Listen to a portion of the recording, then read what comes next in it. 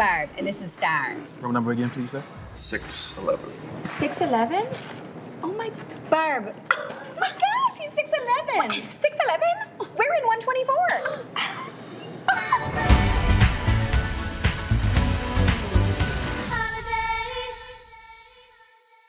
So, I think Nomadland was the best made movie that I saw this week.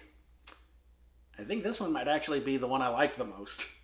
Y'all are probably familiar with Kristen Wiig by now, and if not, former SNL performer and consummate comedic actress, and she decided to team back up with the woman she co-wrote Bridesmaids with, Annie Momolo, and they decided to bring us Barb and Star Go to Vista Del Mar.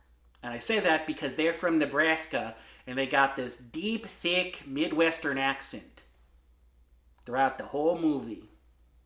They talk like this throughout the whole movie, don't you? Now you'd think, since Kristen Wiig can be hit or miss depending on the comedy, especially since, you know, a lot of her comedies are very improv-driven, and, you know, improv is by its nature very raw and unfiltered and not very refined.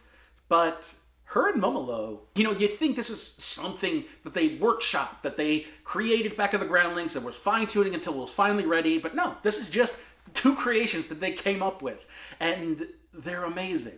Barb and Star are wonderful, and I love them.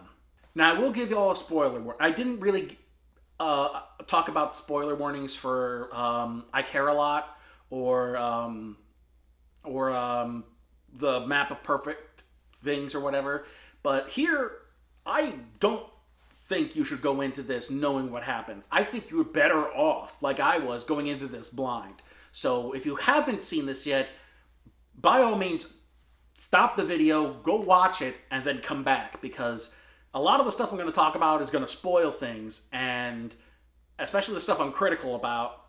And I would much rather you experience the movie for yourself than come back and talk about it, rather than me spoil it for you and then you go check it out for yourself with that bias in your head. So go into this sight unseen. I recommend it for sure, but see it for yourself, form your own opinions, then come back and talk about it, because it's interesting. I'll say that much. It's an interesting movie. Before going into this, all I knew was that Barb and Star were these midwestern marms, and they ended up going to Vista Del Mar. Say that 10 times fast. I had an aunt who talked exactly like that. A great aunt. She was, honey, did you make pasta for dinner? She never talked like that before. My mom grew up with her, and she never talked like that before. Then all of a sudden, towards the end of her life, she's like, are you getting lasagna? Is that you making pasta for dinner, Barbie? That's all I could think about. That's all I could think about watching this movie. But, yeah, so these two, Annie Momolo and Kristen Wiig, play Barb and Star. I think that's actually, Wiig is Barb, Momolo is Star, I believe. Now I don't remember which is which. But they work in this furniture store, and then eventually they end up kind of losing both their jobs and their friend group, and so they're kind of like at a loss. And so after Dad bumped into Wendy McClendon Covey from the Goldbergs and Reno 911 fame, she had come back from this place called Vista Del Mar, and she was like, oh, you got to check this out, it's amazing, check out my tan. And so these women are like, well, we got nothing else going on, so let's go down to Vista Del Mar.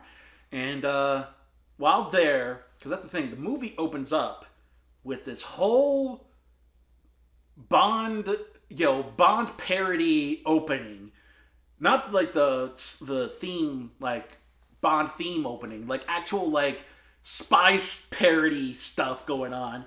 And then which is where Kristen Wiig's second character comes in, this super villainess who is out to send forth a swarm of killer mosquitoes onto Vista Del Mar for slighting her. And there's this whole subplot spy parody that's going on that came right the hell out of nowhere. And So it is by mere happenstance, Barb and Star get roped into this whole plot by just happening to be in the right place at the right time and running into Jamie Dornan from the 50 Shades movies. Thankfully, he's actually given stuff to do that isn't reprehensible. Nah, instead of being an abusive, toxic piece of shit, he is an emotionally available and thirsting guy who just wants some woman to love him as much as he loves her. And at first he thinks it's going to be the super villain character, this Bond villain wannabe that Kristen Wiig is playing, and he's getting nothing from her, and that's when he runs into Kristen Wiig as Barb and or Star. I think Wiig is Barb. I want to say... Now I'm curious. Who does Kristen Wiig play? Barb or Star? Wiig is Star, and Mumolo is Barb. So that's who it is. Mumolo is Barb, and Wiig. I was right. I got it right the first time. But yeah, as soon as he runs into Wiig's other character, Star, he kind of like starts to fall for her. He has a bit of a falling for Mumolo's Barb as well. But the main love interest is between Dornan and Wiig. Actually, the love triangle is between Wiig, and Dornan. So, I love this crap. It's so stupid, and I love it. But Dornan's character is this emotionally, thirsty guy. Not thirsty as in like thirsting after women, but like he wants this emotional connection that he's not getting, and so he finds it through Star, and the movie becomes about that whole subplot becomes about how Dornan is stuck between this villain who is employing him and stringing him along, or how does he really feel about Star, and do they think that can go somewhere because he genuinely likes her and she genuinely likes him back. And meanwhile, he's there to set off the bomb of mosquitoes and destroy and kill everybody within Vista Del Mar. So yeah, I think that's kind of... That's the thing. The first half of this is amazing. Wiig and Mumolo nail these characters. Dornan is like complete 180 charm offensive. He is so charming, and he has a decent singing voice, which I didn't know. Like, dude is genuinely talented and charming. And he got saddled with frickin'... it's like the Robert Pattinson thing with Twilight. Like, Pattinson and Wiig and Stewart, different Kristen. Pattinson and Stewart are amazing actors, but they were tainted for almost a decade because of Twilight. Thankfully, Dakota Johnson and Jamie Dornan don't have that whole decade. I think we've kind of gotten past the point of blaming the actors for the roles, but yeah, like Dornan could be a leading dude in a comedy like that. Dude has got the comedic timing. Dude has got the talent for it. He's got the charm for it. He's still got a bit of that 50 Shades stink on him, but I think that's just because we're still dealing with the repercussions of 50 Shades. So I think a couple more movies where he's like this comedic love interest, or if nothing else, like a comedic character, will finally get the stink of 50 Shades off of him. But yeah, Dornan is great in this movie. Like, he does a complete 180 from the 50 Shades movie and proves, okay, he can stay. That dude can stay because he's charming, he's got good singing voice, and he's funny, and it's like, okay, you're good. You're good, Dornan. You're off the shit list. So let's see what you do next. And yeah, like, it's fun. And then, of course, you've got all these other comedic actors in and about the place. I mentioned Wendy McClendon-Covey, but you've also got Vanessa Bayer, a fellow SNL alum. You've also got Phyllis Smith from The Office and Inside Out. You've got Fortune Feimster, a great comedian who looks unrecognizable here because I'm so used to her with the short hair. And here she's got a full-on Hillary Clinton grade, like I don't know what you call that look. But she's got a full-on midwestern mom wig on. I did not recognize her at all. But you got Damon Wayans Jr. coming in at one point. And yeah,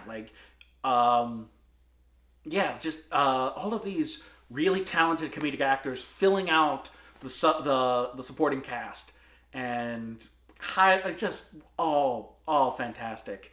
And I think the main faltering point I had was when they tried to get into the plot. Like, when it's just Barb and Star in Vista Del Mar, it's fun. It's funny, it's charming, it's great. And then the more they try to bring in this spy parody, the less fun it is. And then by the end, I'm just like, man, y'all didn't have to do this, you know? Like, this whole spy thing kind of falls apart, and it's really, you know, not fun by the end because it's trying too hard to be in this plot. And I'm like, you didn't really need that plot. It didn't even need to be a big plot. It didn't need to be this super over-the-top plot. But I guess that's kind of the point, is that it's so over-the-top and stupid. It's kind of campy in that way. And yeah, this is all kinds of camp and fun and silly. And I love it. Like, I would absolutely rewatch this again. I probably wouldn't pay for it. I'd wait for it to come onto streaming. But yeah, this is fun. This was so much fun that I didn't expect to have. I had no idea what to expect from this. Like, I saw Kristen Wiig and doing this sort of affectation. I'm like, oh no, what's this gonna be? I've been let down by this before. A lot of SNL alums do not get good stuff afterwards, and these movies tend to be really bad improv driven, you know, stuff, like underwritten stuff that just relies on the actors doing improv because, hey, look, we did spend all this time in the groundlings and the Upright Citizens Brigade. We're gonna use that because rather than write stuff out, we should not try. We should just half-ass it.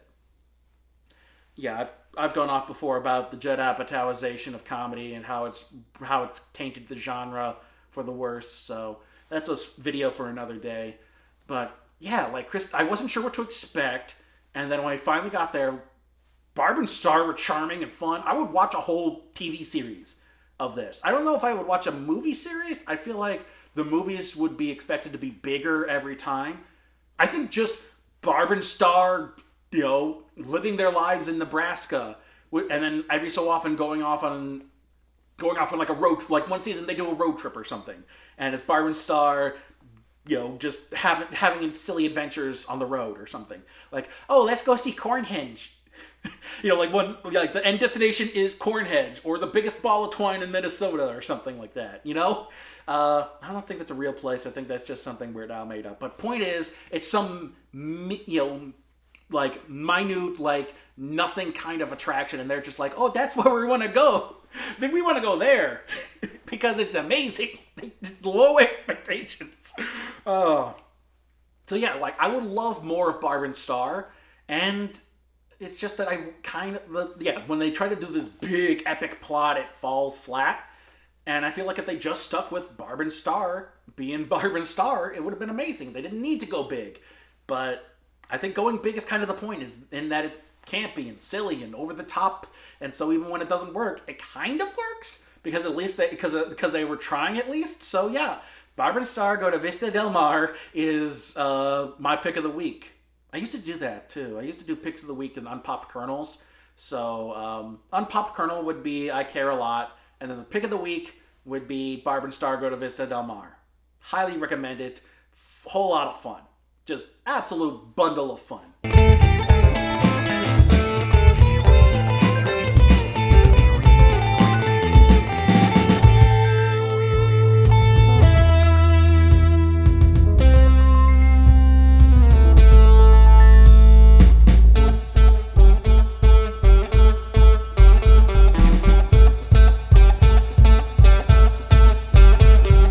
Repeating the same day over and over again. And you do not need RC Cola. You do not need to drink this. You are my producer. You do not need to drink my soda.